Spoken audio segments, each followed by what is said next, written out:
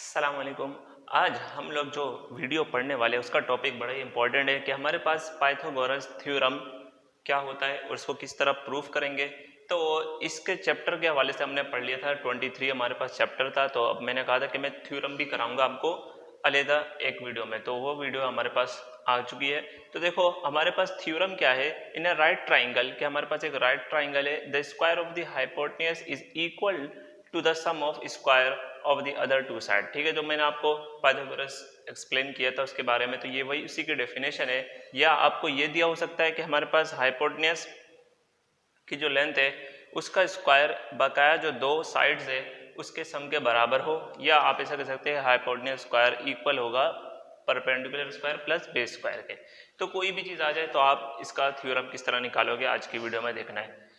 तो देखो सबसे पहले हमने डेटा बना लिया कि हमें क्या चीज़ गिवन है। We are given a right triangle, हमें एक राइट ट्राइंगल गिवन है, क्या है ए बी सी। ठीक है, तो ये चीज़ भी हमको खुद बनानी पड़ेगी, तो फिगर भी साथ साथ समझते रहना, ए और बी एंड सी है।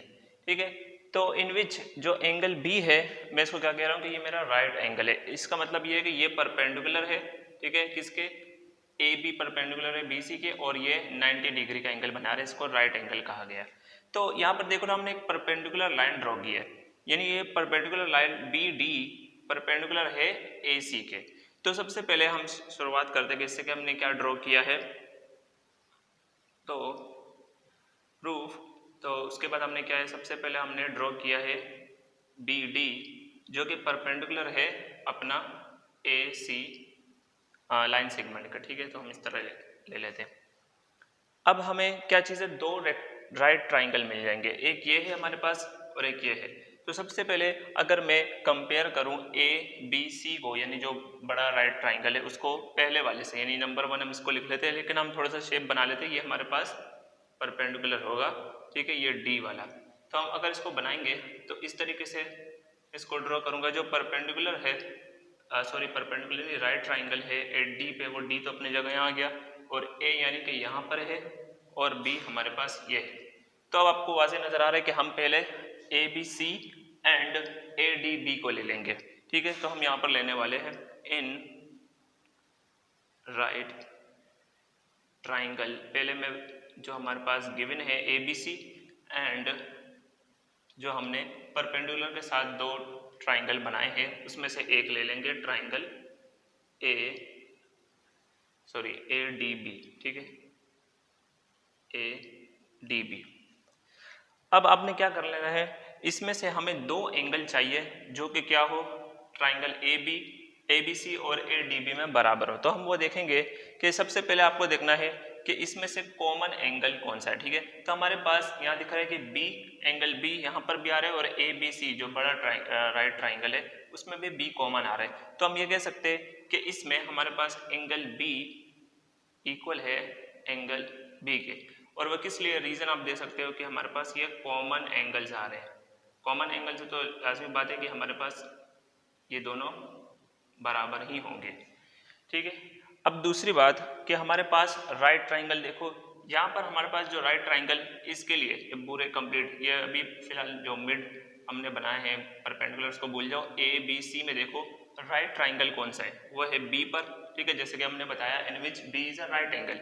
अब यहाँ पर कौन सा है, अब यहाँ पर भी हमारे पास ए बी डी में जो डी है वो राइट ट्राइंगल है, क्योंकि इसके अपोजिट क्या है हमारे पास हाइपोटेन्यूज, और बी के अपोजिट क्या है हाइपोटेन्यूज।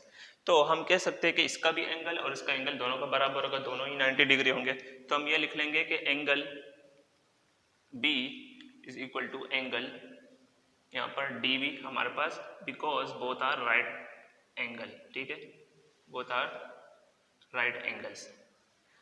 अब एक चीज़ के बारे में आपने पढ़ना है कि हमारे पास जब भी दो ट्राइंगल, जब भी हम दो एंगल ले ले, किसी भी दो ट्राइंगल के बराबर आ जाए, ठीक है, यानी कि इस दो एंगल को और इस दो एंगल को आपने कंसिडर करना है, जो भी दो ट्राइंगल हमारे पास उसमें से दो एंगल बराबर आ जाए किसी भी दो ट्राइंगल के।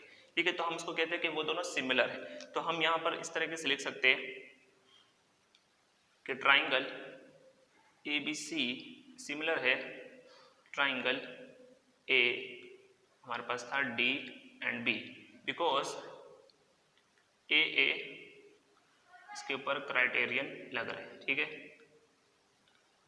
तो एक क्राइटेरियन क्या बोलता है कि हमारे पास कोई भी ट्राइंगल ले लो, हमारे पास से ये सिर्फ देखना है कि दोनों ट्राइंगल में कोई भी दो एंगल बराबर आ जाए। ठीक है, हमने ये प्रूफ किया कि हमारे पास कॉमन एंगल एक बी भी दोनों बराबर आ रहे हैं और राइट एंगल दोनों बराबर है, तो हमने इसकी मदद से इसको कह दिया कि ये दोनों सिमिलर है। ठीक है, अब एक और चीज़, जब भी हमारे पास सिमिलर ट्राइंगल होते हैं तो उसके करस्पॉन्डिंग जो हमारे पास साइड्स होती है वो दोनों प्रोपोर्शनल होते हैं, या आप ऐसे कर लो कि if two triangles are similar their corresponding sides are proportional, या the ratio of their side are equal. दोनों एक ही बात है, रेशो और प्रोपोर्शन में मैंने आपको डेफिनेशन बताई थी यूनिट नंबर 18 में, तो उसकी मदद से आप देख सकते हो।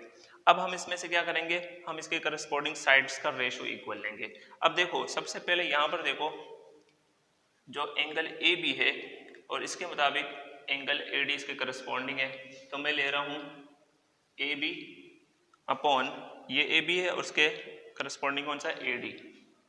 ठीक है, और वो इक्वल है, अब कोई भी ले लो आप, ए सी ले लो, ए सी यानी ये वाला, और इसके मुताबिक आएगा ए बी। ठीक है, सो ए सी एंड यहाँ पर आ जाएगा ए बी। ठीक है, तो ये दोनों हमारे पास क्या आ गए, करस्पॉन्डिंग साइड्स का प्रोपोर्शन आ गया। ठीक है, देखो मैंने फ्रैक्शन में लिखा, अगर आप प्रोपोर्शन में लिखोगे तो पहले A ratio A is to A D लिखोगे, फिर वापस फ्रैक्शन में चेंज करो, तो मैंने डायरेक्ट आपके लिए फ्रैक्शन में ही लिख लिया। ठीक है, तो देखो यहाँ पर एक और चीज़ लिखनी थी कि हमारे पास जब हाइपोटेनस निकालेंगे तो हमें प्रूफ क्या करना पड़ेगा, ये चीज़ तो मैंने लिखी नहीं, तो हमें हाइपोटेनस देखना है। हाइपोटेनस क्या है हमारे पास, ए सी का स्क्वायर इक्वल आएगा, आप लिख लो बी सी स्क्वायर और प्लस ए बी स्क्वायर के, तो हमने ये प्रूफ करना है। ठीक है, तो देखो अब यहाँ पर कंटिन्यू आ जाओ, हमारे पास ए बी क्या है, हमारे पास यहाँ पर इक्वल है, तो हम इसके क्रॉस मल्टीप्लाई करते हैं तो ए बी का स्क्वायर, ठीक है, होल स्क्वायर समझो, और यहाँ पर आ जाएगा ए डी इंटू ए सी। ये चीज़ आ गई, अब इसको हम इक्वेशन नंबर 1 का नाम दे देंगे। ठीक है, ये इक्वेशन नंबर 1 बन गई। सेम काम करना है आपके लिए, ये तो मैंने अभी पहला वाला ट्राइंगल लिया था, अब मैं इसको मिटाऊंगा। ये चीज़ हो गई हमारे पास, हमने ए बी सी को कंपेयर करा दिया, ए डी सी से हमारे पास पहली इक्वेशन निकल आई। अब इसको मिटाओ, अब हमने क्या करना है, जो नीचे राइट ट्राइंगल दिया हुआ यानी कि ए डी सी, हमने उसको थोड़े तरीके से बना लेंगे, हम यहाँ से यूं इस तरीके से बना लो। अब देखो हमने नीचे वाले लेना है, तो हमने सबसे पहले डी लिखना है क्योंकि डी हमारा राइट ट्राइंगल है, और उसके साथ यहाँ पर बी आ जाएगा और यहाँ पर सी आ जाएगा। ठीक है, तो इसको यहाँ पर लिख लो कि ये राइट ट्राइंगल है। अब दोबारा से यही चीज़ लो, अपने ए बी सी ले लेना है, इन ट्राइंगल या इन राइट ट्राइंगल लिख लो,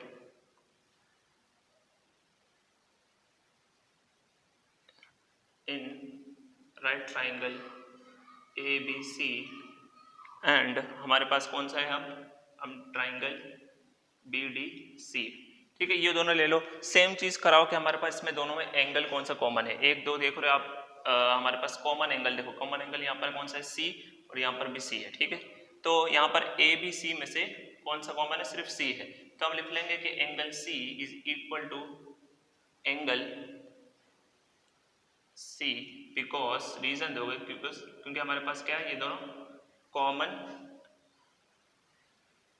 बिकॉज यहाँ पर हमारे पास कॉमन एंगल आ रहे हैं। अब हमारे पास आता है कि राइट ट्राइंगल कहाँ कहाँ पर है, तो यहाँ पर ABC में तो हमारे पास B राइट ट्राइंगल जिसका हमारे पास एंगल 90 है, और यहाँ पर D राइट ट्राइंगल जिसका एंगल हमारे पास 90 होता है। तो B जो है वो इक्वल होगा एंगल यहाँ पर D के, बिकॉज दोनों ही राइट एंगल है।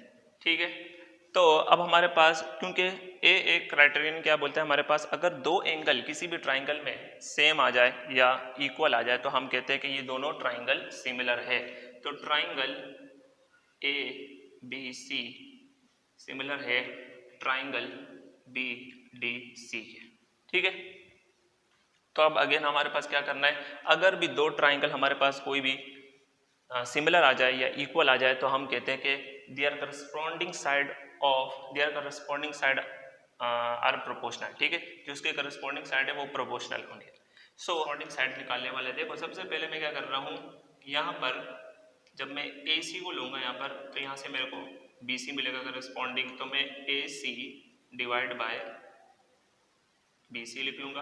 एंड देन अब इसको मिटा दो, हमारे पास अब यहाँ पर देखो, यहाँ पर BC, तो यहाँ पर हमें क्या मिल रहा है, CD लिख लो या आप DC लिख लो, कोई मर्जी। तो BC डिवाइड बाय CD लिख लेते हैं, ठीक है, तो ऑर्डर में आ जाएगा ये।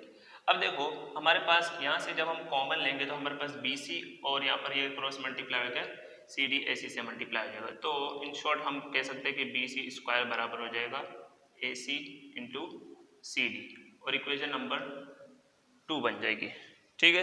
तो ये चीज़ आप नोट कर लो, हम थोड़ा सा मिटा के आपको इसके बाद थोड़े से हमारे पास पॉइंट है हम वो कराएंगे। अब देखो एक चीज़ कंपेयर करनी है कि हमारे पास यहाँ पर जो मैंने परपेंडिकुलर लिया था, perpendicular BD is perpendicular to AC, वहाँ से हमारे पास एक चीज़ निकल के आ रही है कि अगर मैं AD का डिस्टेंस लूँ और CD का, तो वो हमारे पास इन दोनों का सम बराबर होगा AC के। तो यहाँ से हम यहाँ लिख सकते हैं कि AD प्लस CD का सम बराबर है AC के, ठीक है। वो भी हमने गिवन है, हमने क्या किया है, यहाँ से सिर्फ इसके लिए इक्वेशन निकाल दिए। तो इक्वेशन नंबर इसको 3 का नाम दे दो आप लोग, ठीक है। तो हम आगे थोड़ा सा हमारे पास 2-3 पॉइंट हम यहाँ पर ही कर लेते हैं। तो देखो अब एक चीज़ है कि हम अगर राइट हैंड साइड को प्रूफ कराएंगे लेफ्ट हैंड साइड के लिए, अगर दोनों बराबर है तो हमारा पास प्रूफ कंप्लीट हो जाएगा। तो देखो AB स्क्वायर जो कि है हमारे पास और BC स्क्वायर दोनों निकला हुआ है, तो हम इन दोनों का सम ले तो हमारे पास ये चीज़ निकल आएगी राइट हैंड साइड वाली, फिर उससे लेफ्ट हैंड साइड प्रूफ कर देंगे। तो एडिंग इक्वेशन 1 एंड 2, तो जब 1 को ऐड कराएंगे विच इज AB स्क्वायर और BC स्क्वायर, तो हमारे पास क्या निकलेगा देखो, तो AB स्क्वायर प्लस हमारे पास BC स्क्वायर का सम होगा। अब तो राइट हैंड साइड पर जो है वो चीज़ लिख लो कि AD इंटू AC हमारे पास आ जाएगा, यहीं पर लिख लेते कि AD इंटू AC, और हमारे पास आ जाएगा इसका सम लेना, यानी ब्रैकेट लगाने की जरूरत नहीं, आप प्लस कर लो। तो प्लस, तो BC का राइट हैंड साइड लिख लो, BC का राइट हैंड साइड है कि AC इंटू CD, ठीक है। तो हम यहाँ से थोड़ा बहुत रिमूव कर लेंगे, अगर हमारे पास जगह नहीं है तो ये चीज़ आपने नोट कर ली होगी, हम ये चीज़ रिमूव कर लेते हैं, ठीक है, ये चीज़ अभी नहीं चाहिए। अब देखो वहाँ से जो हमारे पास कॉमन टर्म निकलेगी वो क्या क्या है, ठीक है। तो हमारे पास यहाँ पे कॉमन क्या निकल रहा है, AC और AC, ठीक है। तो यहाँ पर लिख लेता हूँ कि AB square plus BC square, मतलब होल स्क्वायर आप समझ लेना। AC कॉमन निकला, इन दोनों में से AC कॉमन निकला, तो हमारे पास अंदर क्या आया, AD प्लस CD, और इक्वेशन नंबर 3 में हमने AD प्लस CD को क्या बोला है, AC बोला है। तो हम यहाँ पर लिख लेंगे AC इंटू AC, ठीक है। AD प्लस CD को हमने क्या बोला है, AC बोला है, फ्रॉम इक्वेशन नंबर, अब यहाँ हमने क्या से निकाला है, फ्रॉम इक्वेशन नंबर 3 से निकाला है, ठीक है। तो इन शॉर्ट हम कह सकते हैं कि AB स्क्वायर प्लस यहाँ पर BC स्क्वायर बराबर आ जाएगा किसके, AC स्क्वायर के, ठीक है। तो ब्रैकेट लगाना चाहो ब्रैकेट लगा लो, और ये हमारे पास क्या है,